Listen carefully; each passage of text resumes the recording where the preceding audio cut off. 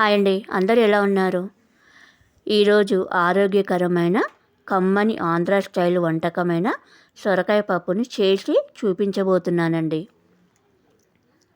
ఈ పప్పుకి ఏమేమి కావాలో, ఈ పప్పు తయారీ విధానం ఏంటో ఈ వీడియో ద్వారా చూసేయండి.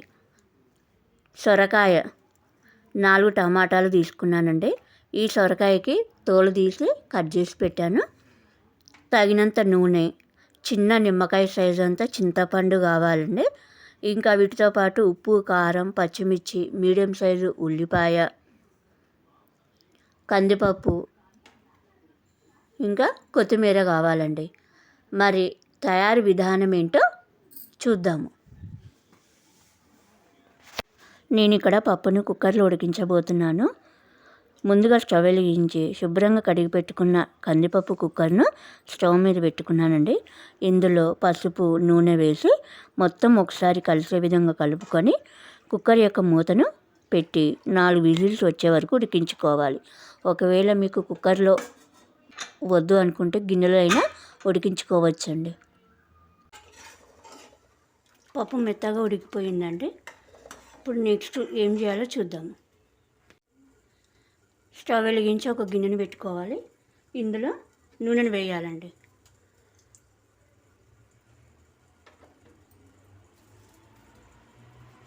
ఈ నూనె వేడెక్కిన తర్వాత ఎండుమిరపకాయలు వేయాలి.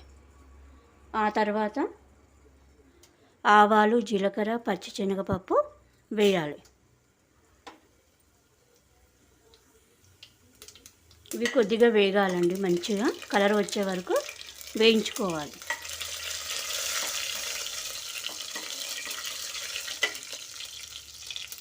ఇప్పుడు ఇందులో ఉల్లిపాయ, పచ్చిమిర్చి, కరివేపాకు వేయాలి. ఇవి మంచి రంగు వచ్చే వరకు ఫ్రై చేయాలండి.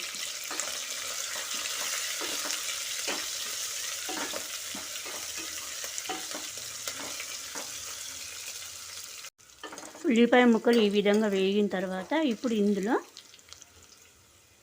సొరకాయ ముక్కలు, సన్నగా తరిగిన టమాటా ముక్కలు కూడా వేయాలి. కొద్దిగా పసుపు, ఉప్పు, కారం ఇవన్నీ వేసాక మొత్తం కలిసే విధంగా కలుపుకొని 5 నిమిషాలు మగ్గించుకోవాలండి.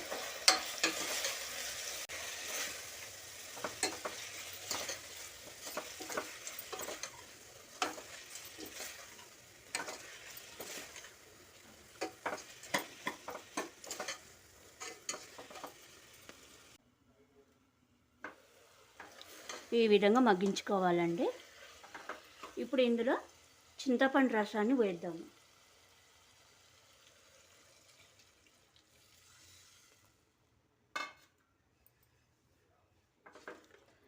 ఈ ముక్కలు ఉడికే వరకు ఉడికించుకోవాలి.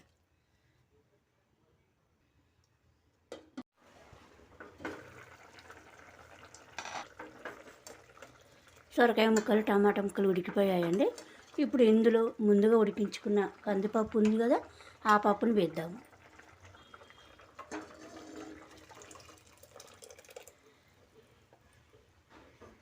మొత్తం ఒకసారి కలుపుకుందామండి.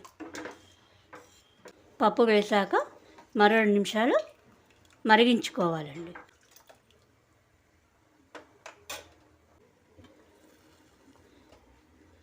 చాలా బాగుంటుందండి సొరకాయ పప్పుని ఈ విధంగా చేయండి. సూపర్గా ఉంటుంది. లేదు మాకు ఇలా చేయడం ఇష్టం లేదు అనుకుంటే కుక్కర్లోనే అన్నీ కలిపి వేసి ఉడికించుకొని పోపు పెట్టుకుంటే సరిపోతుందండి. లాస్ట్కి కొత్తిమీర వేసి స్టవ్ బంద్ చేసుకుందామండి. Okay, thank you.